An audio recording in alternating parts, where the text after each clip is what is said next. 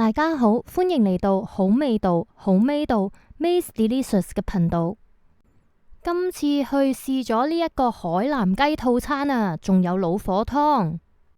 呢間快餐店聲稱呢個套餐嘅海南雞有1/4隻嘅，份量十足添噶。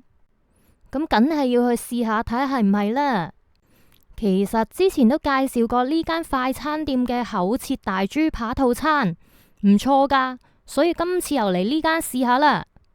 原來呢度晚市時段都唔少人喎，叫做每張台都有人坐啦。今次我想試下呢一個去骨功夫海南雞套餐，連埋飲品都係58蚊。如果唔要飲品，要老火湯同埋中國茶嘅就64蚊。海南雞就有1/4隻，同埋有紅米飯。如果想配炸魚肉蝦餅，就要加多11蚊，配油菜就要加多7蚊啦。咁我就簡單啲，淨係加老火湯同埋中國茶就夠啦，其他就唔加啦。至於個紅豆沙又係長者優惠送嘅，只要長者會員喺午市或者晚市時段惠顧滿30蚊，就有紅豆沙送啦。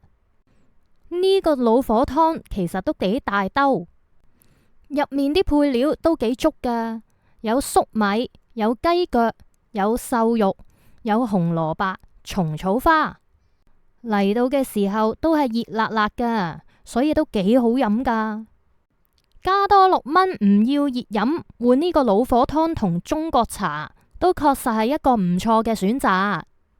至於今次嘅主角海南雞，比我想象中嘅份量少，唔算多。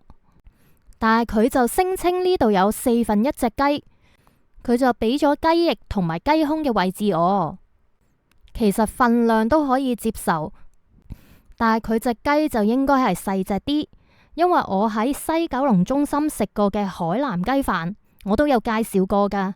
嗰隻雞就真係大隻好多，大嚿好多啦。但係我覺得呢度嘅海南雞整得都唔錯。整得幾靚，同埋啲肉質都幾滑噶，只係隻雞就好似細咗啲。而且呢度只得2個醬汁，就係薑蓉同埋南洋辣椒醬，即係呢個酸辣醬。但係就冇咗黑色嗰個甜豉油啦。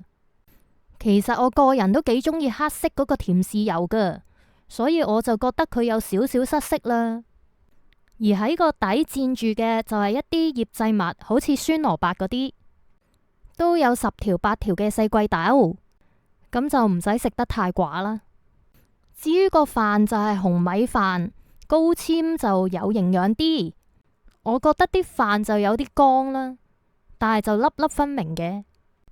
至於個紅豆沙就係長者會員送嘅。呢個餐食完之後都係飽噶，雖然冇上次厚切大豬扒食到咁飽，但係都飽。所以呢個紅豆沙我又打包返去啦，返屋企雪凍之後仲好食啊！呢個餐就係64蚊，因為我有券嘅關係就減咗10蚊，所以係54。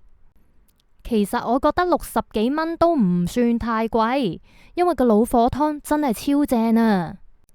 某啲食店專賣老火湯嘅，嗌一個老火湯都要幾十蚊噶，所以我覺得呢個價錢都可以接受啦。